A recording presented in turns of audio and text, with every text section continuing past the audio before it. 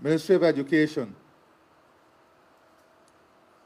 PS, Minister, PS, Engineers. Swing this camera around here. How many engineers you have, PS?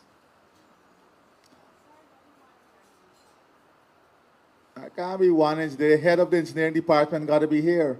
So why you sitting down? Let your project staff stand up. Who is the head of your engineering department? Who is your lead engineer? You're an engineer?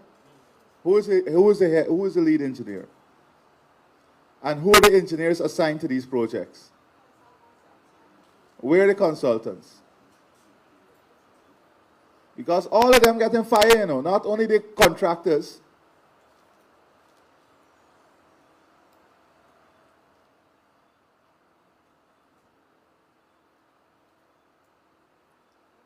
Charles Ramjajan Contracting. And he have no representative in Georgetown? Really? Human Construction. That is what y'all taking the excuses from these people all the time. How does collect payment? At the region? How do they collect payment, PS? Answer hard. I want the country to hear. They come to the Ministry of Education to collect payment, but they can't come to a meeting where they're behind on project.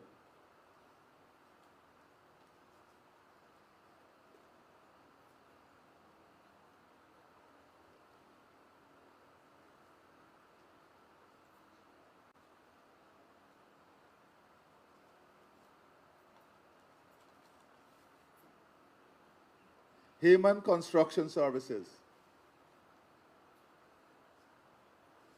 Were they invited? Okay. Making notes, eh?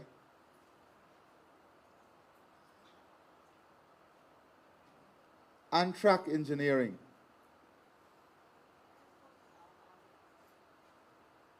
So, engineer, you try to get Antrac? And y'all can't get a contractor? No, put your hands down properly and speak to me, man.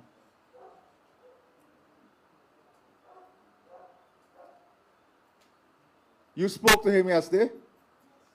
And you invited him to the meeting. So PS, how you said you can't get in contact with him, and look, your engineer is right here saying he spoke to him.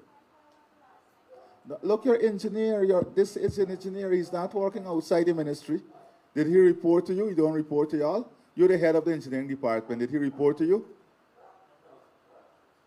So imagine the president is calling a meeting in national interest to deal with all of these contractors who have delays. And nobody would sit with the staff to check on this. It's absolute. If the engineer contacted him, then it's clear he has no interest. KNS General Construction. Mr.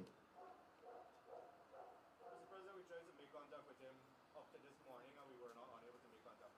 You're the Hey guys, I just wanted to have a quick word on what happened today at State House, in which at 5:30 this morning the president berated engineers and ministers and permanent secretaries and contractors. And I wanted to state that we've been watching this happen a lot lately. We watched it happen with GPL. We watched it happen with Gaisuko, both of which are still failing. We've watched it in countless, other state agencies. And we're wondering why the problem just continues.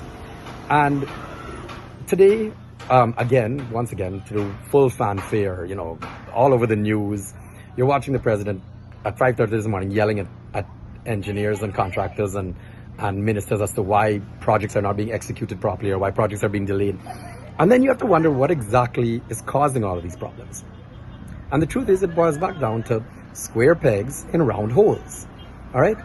If you are hiring incapable ministers and incapable permanent secretaries just because they're loyal to the PPP and not because they're qualified, then this is going to continue. These people don't know anything about project management. They don't know anything about public procurement. They don't know anything about engineering. They've never really built anything in their life. But yet you're now going to them with hundreds of millions of dollars in the public's money and saying, execute these projects. How would they know what to do? How if they are inexperienced, if they're incapable, if they have no formal education in this, how are you expecting them to do a good job? How are you expecting there not to be issues? And then you have contractors that know even less. They just heard that if they set up a company, they can get a $20 million contract. Okay? And they just run them behind the $20 million. They don't know what it takes to build a road or a bridge or anything for that matter, a school, a police station, a hospital. You have inexperienced people that you're asking to do jobs that are highly technical and require a lot of experience, and then wondering why there's issues. That's illogical. Yet you have very capable people, for example, in the oil industry, that are being paid less than they should be paid for the work that they're doing there, watching foreigners come in and being paid double what they're being paid, triple what they're being paid to do the exact same job. But instead of you looking at those capable people and saying, listen, come and work for the country, come and work for the government, come and work for different agencies. We need capable people to help execute these projects and can help to put in proper systems, etc. Instead of letting those people come, pay them properly and do the right job, you'd rather go to your party comrades who are incapable, who have no experience, to come and do the same job that obviously is going to fail under their management, under their watch. That's the reason that this is continuing. That's the reason all these agencies are failing. That's the reason we're still having problems in this country. You want to talk about One Guyana? Before hiring people, stop asking them what their party affiliation is and ask them what they're qualified to do. Okay? Hire the right people. That's all this boils down to. Okay? Pay them properly. All right? There's lots of Guyanese out there that want to help develop Guyana, but they're not going to get involved with the politics. Do something better for the people of Guyana. Do something better for these employees. All right? And they'll come and be happy to execute these projects properly.